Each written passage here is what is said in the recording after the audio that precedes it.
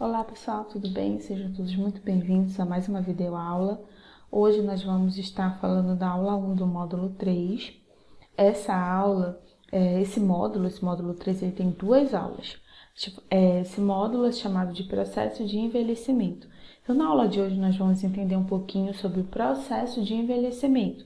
Na próxima aula a gente já vai falar um pouco sobre doenças. Então, na aula de hoje nós vamos falar sobre o processo de envelhecimento e também sobre saúde e bem-estar na vida do idoso. O envelhecimento, ele é uma consequência, certo? Ele é um processo natural, um efeito da passagem no tempo que é sentido do nosso corpo e pela nossa mente. Essas modificações, elas podem ser consideradas como uma evolução que leva ao gradual declínio da performance do indivíduo, da capacidade dele funcional, capacidade mental, capacidade orgânica e culminando até a morte. Então, o envelhecimento é progressivo, é uma incapacidade progressiva de manutenção do equilíbrio orgânico. Então, todos os seres vivos do planeta, eles passam pelo processo de envelhecimento, isso não é exclusivo do ser humano. Então, aqui nessa figura a gente tem, desde bebê, como é o processo de evolução do ciclo de vida do ser humano. A gente tem um animal que também envelhece e as plantas. Então, todos os seres vivos, eles passam pelo processo de envelhecimento. O envelhecimento populacional é um fenômeno mundial, que representa uma vitória da humanidade, mas também um grande desafio para o século XXI. Ao final da terceira década de vida, surgem as primeiras alterações funcionais ou estruturais, mas isso não significa que é só nessa época que a gente de fato começa o envelhecimento. O envelhecimento se inicia a partir do momento que a gente nasce. Nosso corpo vai passando por uma série de transformações que vão tender ao envelhecimento e à velhice. A partir da quarta década, há uma perda aproximada de 1% da função ao ano em diferentes sistemas orgânicos, nossos sistemas orgânicos. Essas alterações fisiológicas possuem efeito acumulativo e gradativamente vão diminuindo a capacidade funcional do indivíduo, certo? Então, quem é considerado idoso no Brasil? Para a geriatria, são indivíduos com mais de 65 anos de idade. Para a Organização Mundial da Saúde e para o Estatuto do Estatuto do Idoso, a partir de 60 anos de idade que é considerado idoso no Brasil. E a gente tem envelhecimento e velhice. São termos que são parecidos, se assemelham muito. O envelhecimento é o processo natural que vai desde o nascimento até a velhice, certo? É aquele processo que eu falei. A partir do momento que a pessoa nasce, ela começa a tendem a várias transformações que chegam à velhice. A velhice é a última etapa da vida, também chamada de terceira idade. Enfim, é a última etapa. O envelhecimento não ocorre só na velhice, certo? Então, vamos falar agora sobre os tipos de envelhecimento. A gente tem o envelhecimento biológico ou fisiológico, o envelhecimento patológico ou senilidade e o envelhecimento psicológico. Então, o envelhecimento biológico é o somatório das alterações orgânicas e funcionais próprias do envelhecimento normal ou senescência. É chamado de senescência, envelhecimento fisiológico, O envelhecimento patológico refere-se a alterações resultantes de traumas e doenças que ocorrem na nossa vida. Isso é chamado de senilidade.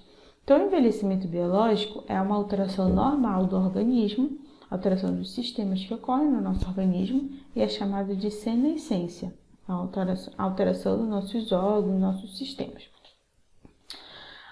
Então, o fisiológico está relacionado à alteração do nosso corpo, e o patológico ele já está relacionado a alterações devido a doenças, que é senilidade, E a gente tem também o envelhecimento psicológico. O envelhecimento psicológico independe do biológico e da idade.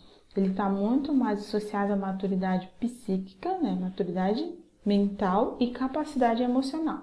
Então, pessoal, a gente continua essa aula no próximo vídeo.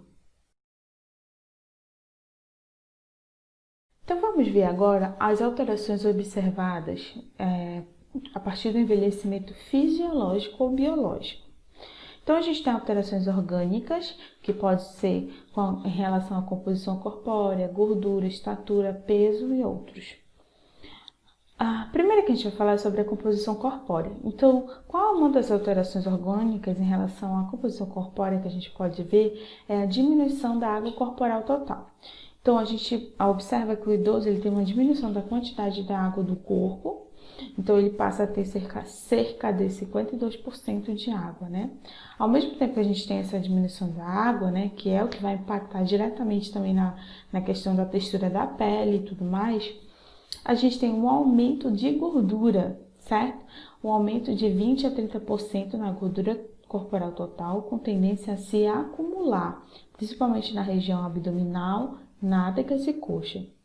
A gente tem estatura, tende a diminuir por alterações nas vértebras, né? Na coluna vertebral, que tendem a fazer esse arqueamento do corpo, e também das pernas.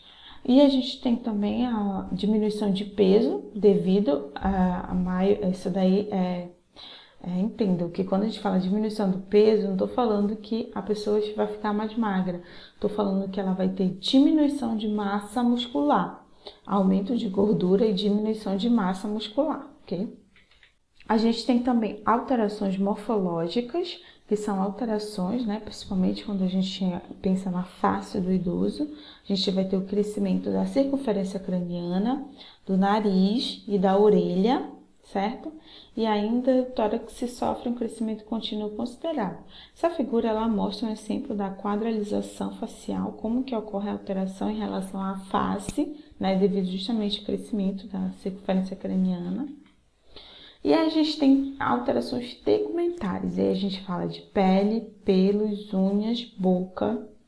A gente vai falar também de olhos, ouvidos e nariz.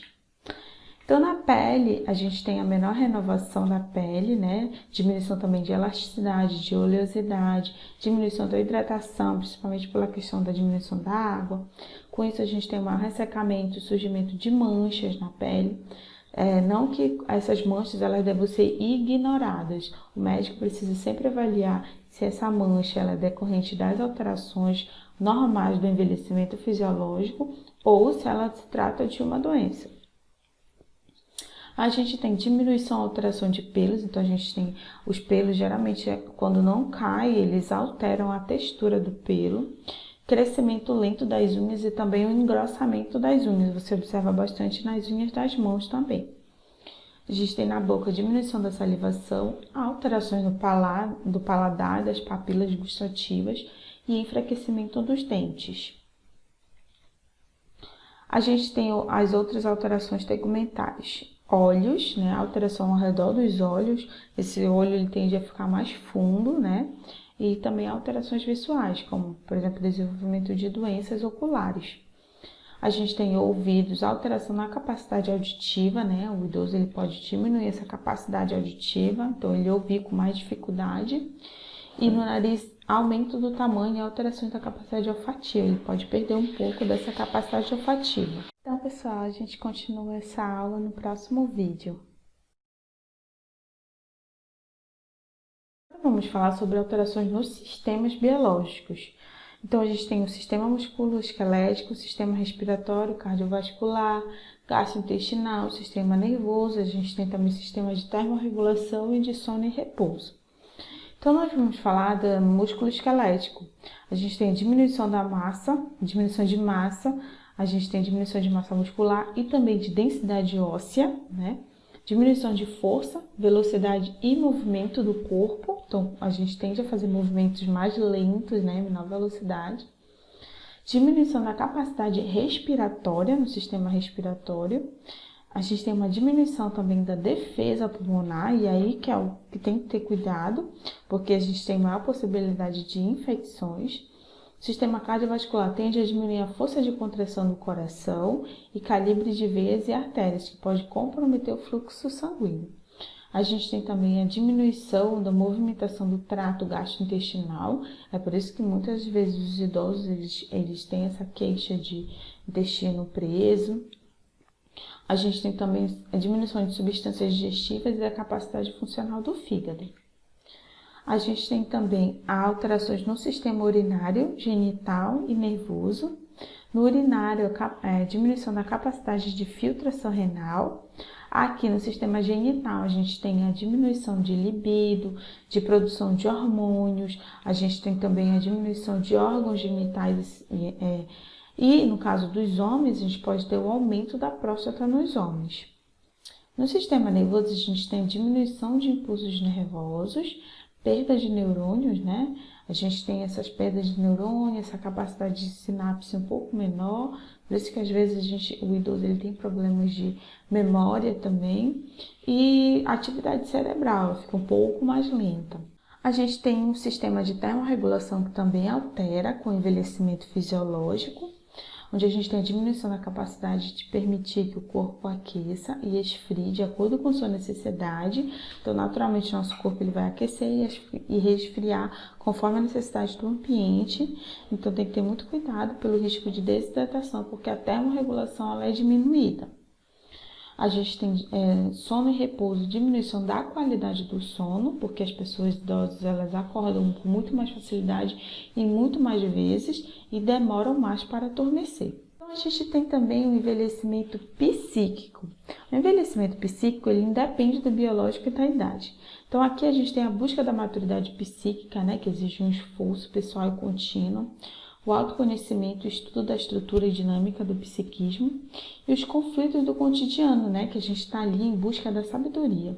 Então, o indivíduo que ele adquiriu o envelhecimento psíquico, ele adquiriu sabedoria, quando ele está numa situação de vulnerabilidade biológica, funcional, como por exemplo, ele frente a uma doença, ele tende a aceitar muito melhor a realidade, tolerar a questão de dor e perda, né? Muito melhor, a passar por esses problemas da nossa vida diária com muito mais capacidade mental, podemos dizer assim, equilíbrio emocional, é a melhor palavra. Então, o envelhecimento psíquico está muito relacionado com trabalhar a sua mente para ter essa capacidade emocional. Agora nós vamos falar sobre saúde e bem-estar na terceira idade.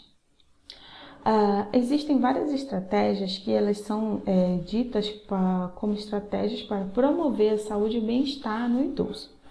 Então, nós vamos falar aqui algumas, certo? Que são as mais importantes. A atividade física, alimentação saudável e trabalho em grupo e socialização, umas dessas.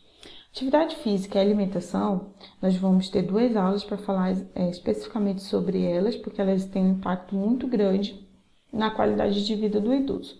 Na atividade física, é muito importante para a melhoria da mobilidade, do vigor e do bem-estar da pessoa idosa. A alimentação saudável ela é importante para garantir a saúde e o bem-estar também.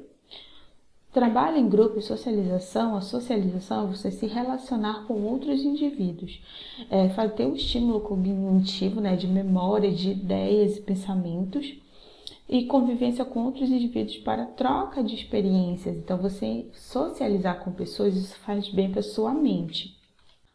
Trabalhar autoestima, espiritualidade, religiosidade e imunização, são outras estratégias também para a gente ter saúde e bem-estar. A autoestima, aumentar a autoestima faz ele sentir-se capaz de realizar tarefas e torná-lo mais confiante. Aqui, cientificamente, a gente sabe que a religião e a espiritualidade, a religiosidade, ela tem um impacto positivo muito grande na nossa mente e, consequentemente, na nossa qualidade de vida e no nosso bem-estar. Então, a religião traz mais tranquilidade para falar sobre o problema de saúde e tratar da melhor forma possível. Imunização ou vacinação, ela está relacionada principalmente à saúde, né? Hoje a gente tem uma série de doenças que podem ser prevenidas pelo processo de vacinação. A gente viu que a imunidade do idoso ela é diferenciada, então a gente precisa garantir, né, proteção contra essas doenças, principalmente a gripe, né? Por isso que é uma vacina anual, então o ideal é que o calendário do idoso esteja em dia. Principalmente para prevenir doenças respiratórias. Na apostila de vocês eu coloquei o calendário de vacina para o idoso, quais vacinas que ele tem que estar em dia, certo? E aí, então, faço a pergunta a vocês, é possível envelhecer bem? Sim, é possível envelhecer bem. Essa reportagem, a doutora Ana Escobar, uma médica, ela fala que é impossível envelhecer bem, mas que algumas coisas devem ser pontuadas. É importante saber que o envelhecimento, né, a velhice, ela começa na infância, não depois de 60 anos. Então, a partir do momento que você nasceu, você inicia o processo de envelhecimento. Então, essas dicas que eu vou falar aqui não é para você adotar quando você tiver mais de 60 anos, e sim ter a partir de hoje. Se você não faz, a partir de hoje você vai fazer. O envelhecimento, portanto, deve ser trabalhado todos os dias na nossa vida. Para ajudar, vão 6 dicas que devem ser lembradas. Primeiro, alimente-se bem de forma saudável, tenha atividade física regular, durma bem, tenha bons amigos e uma vivência social, exercite o seu cérebro, vá ao médico regularmente. Então, aqui uma mensagem para vocês, certo? Também está na apostila de vocês. Espero que vocês tenham entendido a aula. Leiam todo o material que foi mandado. Tenham uma ótima semana. Até a próxima aula.